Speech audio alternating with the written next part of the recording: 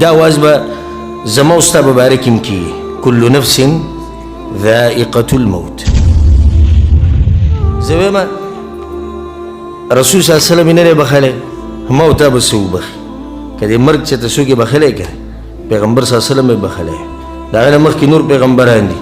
هغه یې نه دي بخلي صحابه کرام یې نه دي بخلي علما یې نه دي بخلي مجاهدین یې نه دي بخلي رښتیني او نیکان خلک یې نه دي بخلي مشران یې نه دي بخلي کشران یې نه دي بخلي ښځې یې نه دي بخلي سړي یې نه دي بخلي بیماران یې نه دي بخلي روغ یې نه دي بخلي ښکلي یې نه دي بخلي بدرنګ یې نه دي بخلي اوچت نسب والی نه دي بخلي کمزوري نسب والی نه دي بخلي مالدار یې نه دي بخلي غریبانان یې نه دي بخلي ملکانان او بچایان یې نه دي بخلي فقیر او محتاج دا یې هم نه دي بخلي ما او تا به څنګه بخي دا د سوچ خبره. الله سبحانه وتعالی په قرآن کې ډېره ناشنا خبره کړې ده او هغې ته غوږ کړې الله سبحانه وتعالی څه وایي قل ووایه ای پیغمبره دې خلکو ته إن الموت الذي تفرون منه فإنه ملاقيكم دا کم مرگ نه چې تاسو تختی دا به یقینا تاسو سره ملاقات کوي. الله ګوره داسې نه دي ویلي چې تاسو به رانیسي تاسو سره به ملاقات کوي. په دې کې یو فایده کله چې انسان د یو شي نه تختی نو دې ته مخکې منډې وایي او دا شی به ځي شاته رواني دا طریقه ده. په دې ځکه الله وایي ان الموت الذي تفرون منه د کم مرګ نه چې تاسو تختی که موږ تښتېدې د مرګ نه او د مرګ د شا نه راتلې بیا ډېره ښه وه موږ به ترې منډه تیزه وایې موږ به ترې مخکې تللی هسې هم د شا نه را روان دی ناشنا خبره ده فانه ملاقیکم دا راځي د مخې نه لکه چې ملاقات چې کله هم کېږي دوی د یو بل سره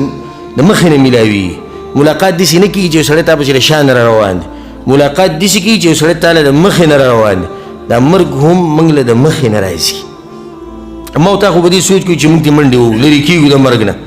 کوم ځای کې مقبره وینو ځان پرې ننګاره کړه اوړه کوم ځای کې مړی وینو ځان پرې ننګاره کړه اوړه کوم ځای کې د مرګ اعلان واوري پلانې مړ شوی ده بس دنیا فاني دنیا ده بیا ته لږ ځان داسې سیټ ته کړه موږ باندې خو نه راځي خو دا راته وایم چې دا به دله د مخې نه راځي. او سبحان الله د سعودي عرب یو داعي مشهور داعي خصوصا په دې سوشل میډیا او په دې شینو باندې هغه ډېر کار کو ډېر دعوت یې کو په حرم کې هغه دا ویډیو وکړه سحر منځنه بعد په مکه کې ناستو سحر منځنه بعد دا ویډیو وکړه وی د مرګ په باره کې ناشنا فایده هغه دا ده چې د مرګ نه ته تښتېدې د مخې نه راځي دا فایده یې بیانه کړه. بیا لږ وخت بعد په سفر باندې ووتو کور ته تو او د مخې نه وله مرګ راغی ملاقات یې ورسره وکړو واپس یې وله جنازه راوړه کومه خبره چې هغه وکړو مقه شان وشوه سبحان الله هغه چې کتو د مخې نه وله مرګ راغی په دغه ورځ ملاقات یې ورسره وکړو او قصه یې ختمه شوه. ښه دا مرګ داسې ناشنا شی دی چې بیا دې پټېدی هم نه شي ملاقات خو به دله کوي کیدای شي سړی دې پټ شي نه اینما تکونو یدرککم الموت ولو کنتم فی بروج مشیده که تاسو په مضبوطو قلاګانو کې الله وایي که نه په دې کې به دله مرګ راځي او که د دې مرګ نه څوک بچ کېدی شو او څه طریقه یې وې د ساینسدانانو به جوړه کړې وه د انګریزانو به جوړه کړې وه د یهودو نصاراو به مخکې نه سوچ کړی و خو دا د هیچا په لاس کې نشي سوای د رب العالمین. شاعر وایي هو الموت ما منه ملاذ ومهرب